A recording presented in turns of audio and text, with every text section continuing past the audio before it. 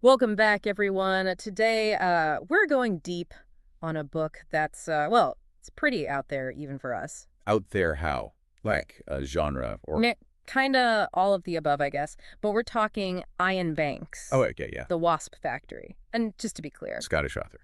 Not the mystery writer. Exactly. Different Banks entirely. Had to make sure. Though I will say, this book has its share of mysteries. But yeah, The Wasp Factory, it takes place. One very strange island. Yeah, and our main character, Frank, he's a teenager, but... You think that's the strange part? Just wait. Right. It's just the beginning. Yeah. So the book opens with Frank, and he's, like, obsessed with these rituals. Okay, yeah.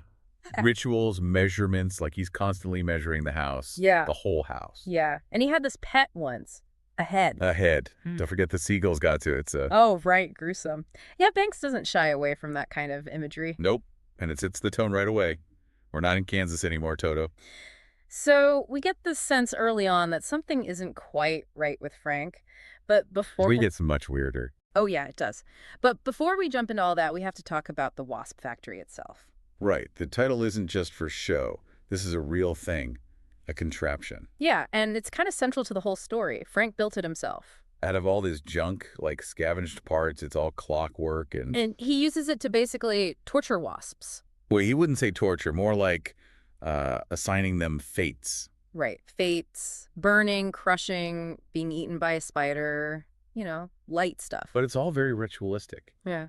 Each path the wasp takes means something to Frank. But it's not random, right? There's this feeling that the factory, it's connected to Frank's. Oh, absolutely. It's like an outward expression of his inner world. Which is pretty messed up, considering what we learn about his past. As the story goes on, we find out that Frank has killed 3 kids. Yeah, his brother, 2 cousins.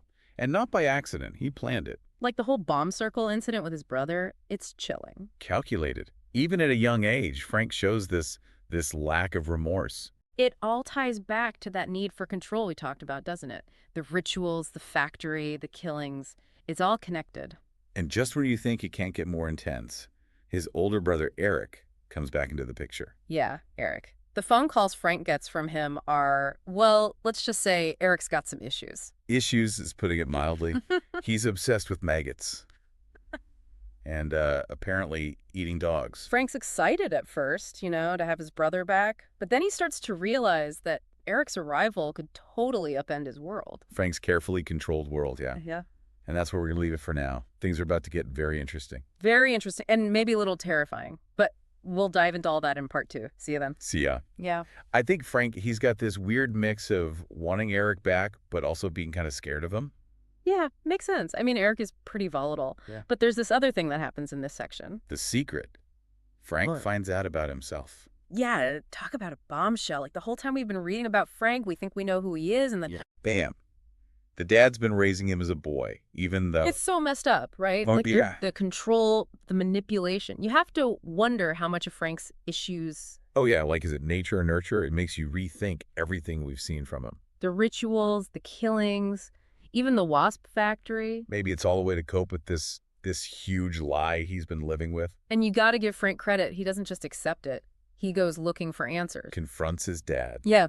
Demands the truth. I mean, it's a pretty powerful moment. But it's also heartbreaking, right? Because now those killings, his brother, the cousins, it all takes on this... It hits different. Yeah. And then Eric shows up. Wait on cue. Like this force of nature. And things really start to unravel. And then there's this sheep. That whole scene with the burning sheep, it's just so brutal. So vivid. It's like the symbol of everything falling apart. You've got Eric's madness on full display, but it's more than that, right? It's like... The culmination of all the secrets, all the tension. Yeah, it makes you think about the nature of control, the fragility of innocence. It sticks with you, that's for sure. So we've got Frank dealing with this huge revelation about himself. Eric's causing chaos left and right. And the sheep are on fire.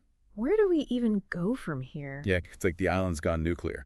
Family secrets, burning sheep, what's next? Right.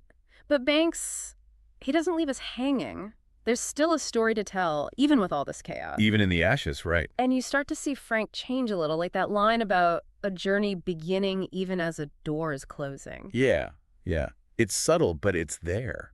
Like he's finally letting go of some of that need for control. Accepting maybe that he can't control everything. Exactly. And maybe that's a good thing, right? because the way he was going wasn't healthy. To say the least. Yeah. But it's not like a totally happy ending. There's still this question of, can he really escape all the darkness, all the things he's done? It's ambiguous, yeah. Banks leaves it up to us to decide, I think, whether Frank can find redemption, whether anyone truly can after doing the things he did. And we have to talk about Eric. Like, his relationship with Frank, it's so... Messed up, but also kind of fascinating. Yeah, there's like this protectiveness there, right?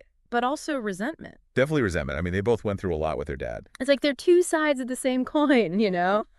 Both damaged in different ways. And it just makes Eric's downfall that much more tragic. Because you can see glimpses of who he was, who he could have been. Before whatever happened to him, yeah. So we've talked about a lot. The rituals, the Wasp factory, Frank's past, Eric's return, and those sheep. Poor sheep. But what's the takeaway here? What do you think Banks is trying to say with this book?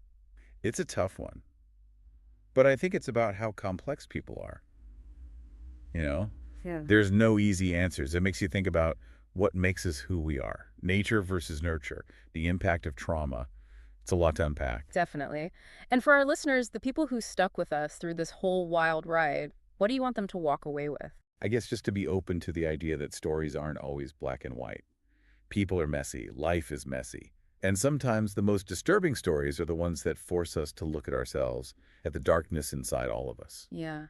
The Wasp Factory, it's not a light read, but it's one that will stay with you and maybe even make you question a few things. For sure. And on that note, I think it's time to let the wasps rest. Yeah. Thanks for joining us on this deep dive. Until next time, keep exploring those dark corners of literature, but maybe leave the wasps alone.